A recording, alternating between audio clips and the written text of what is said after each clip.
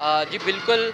आज ज़फ़रवाल में मुल्क भर की तरह जो जश्न ईद मिलादुन्नबी का जो दिन है नहायत अक़ीदत व एहतराम के साथ मनाया जा रहा है। यहाँ पर अगर बात की जाए ताजर की, तो ताजर ने ज़फ़रवाल में 10 ऊँट जिसका गोश्त 100 मन के करीब जो है वो लोगों में तकसीम किया जाएगा। सबसे अहम बात बताता चलूँ कि गोश्त में जो है रोस्ट है, उसके अलावा स्टीम है और बिरयानी है, उसके अलावा जो है मीठे में मुतंजन का जो है वो इंतज़ाम किया गया है।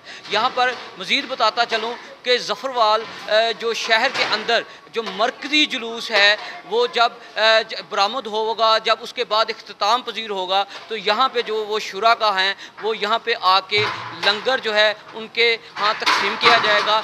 जब मज़ीद ताजर से हमारी बात हुई तो उसका कहना ये था कि मुझे हर साल ईद मिलादुन्नबी के मौका पर मुझे इस तरह का जो लंगर का एहतमाम करके मुझे दिली तस्कीन पहुँचती है। जी।